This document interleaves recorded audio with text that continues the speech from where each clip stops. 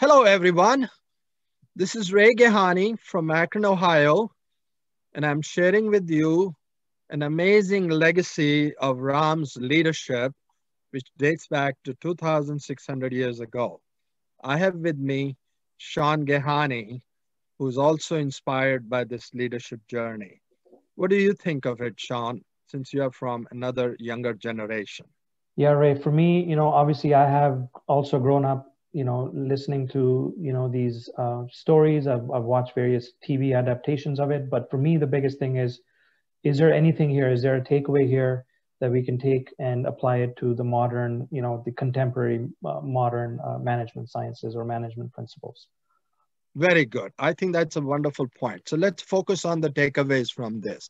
Overall, our roadmap is what's the impact of pandemic, and then what's the significance, and the major takeaway to focus here is what's the significance of our inner landscape or consciousness. It has been highlighted by Jung and others before, but there are very few leadership studies which focus on consciousness. Most of the studies are based on material based leadership, like performance for pay. We'll talk about the book, and then I also have rewritten the book in 2020 in terms of 74 stories. We'll discuss the research study where we'll look at an interlinking of inner journey and outer journey, limitations, and then future implications. We all know what COVID did. It quarantined us, it socially distanced us, it forced us to spend more time with ourselves. And some people are actually scared of doing that. Now, where is the research gap? Most of the research is on exterior and material-based leadership. There are very few leadership studies connecting to consciousness, very little connection on how to measure consciousness or what's the consciousness action gap. And I've tried to do it by looking at Gandhi's leadership and Ram's leadership. Now, Valmiki Ramayana is the oldest, but there are 300 Ramayans, and maybe mine is the latest with the stories. Now, we go to the childhood stage, and this is just to highlight that Ram tried to be the perfect leader. So he's often called the perfect person. Now, the takeaway is that Ram focused not only on his muscular body and mind and intellect, but he also focused on his contemplative mind. And he's been highlighted as a very thoughtful leader. In stage 2, as a young adult, he was asked for help by rishis. He got married and he was about to be coronated when suddenly his stepmother wanted him for an exile, and the father didn't want to fulfill that, but Ram wanted to uphold the father's promise. Now, the takeaway here is how attachment can cause suffering, which is also the Buddhism theme. And what he also noticed is, and his father dies of grief of missing him. And we also notice how his stepbrother is not at all connected to the material world. Stage 3 in the forest, the takeaway is he spends a lot of time with his brother, devoted brother, who's like a shadow. He's almost a metaphor for his body. And he realizes how disciplining the body is almost as important as other aspects. Stage 4, his wife, in the previous stage, his wife gets abducted.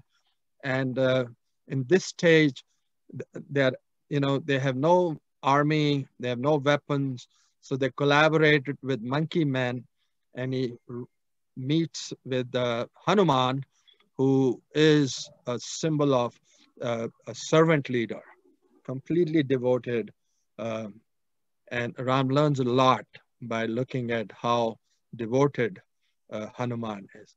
Stage 5th, they attack Lanka, and the brother of the evil king Ravan sort of surrenders to Ram, and Ram learns how he sustained his spirituality even though he was in this greedy material world of Ravan in the golden Lanka. The 6th stage is about the battle, and Ram prevails over much mightier military force. And Ram notices that even though Ravan has 10 heads, which is equivalent to 10 PhDs, but he's so perverted and egotistic as a result of that, that he really does not listen to anybody else and eventually goes down as a result of that. Now, the seventh stage, the final stage, is they go back home. But here, Ram has a very ambivalent relationship with his wife because he wants to test her faithfulness. And it doesn't end, it ends in a tragic event. Now, what are the takeaways? The takeaways are, whereas we see a lot of things in our exterior journey, what matters is what happens at the consciousness level. And ideally, if we can contemplate and reflect what we experience outer, we are probably going to have a deeper impact on the world around us. Gita calls it Karam-yogi, but we can call it action-based leadership.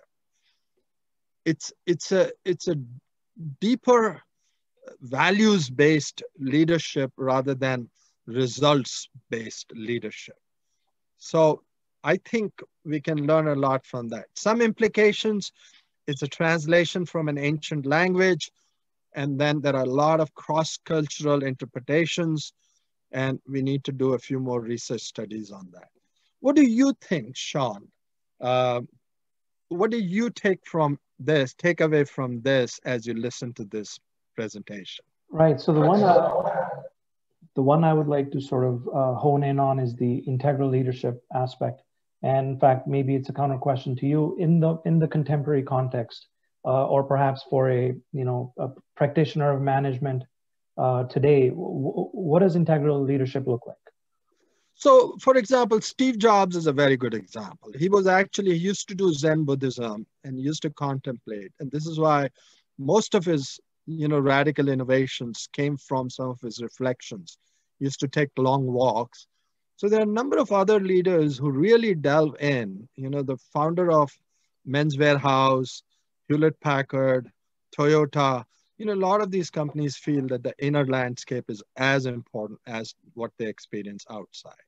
So hopefully we will have more questions during our presentation and we can deal with that. So thank you very much. Hope you enjoyed it. I enjoyed it. Hope people will enjoy it too. Thanks, Ray.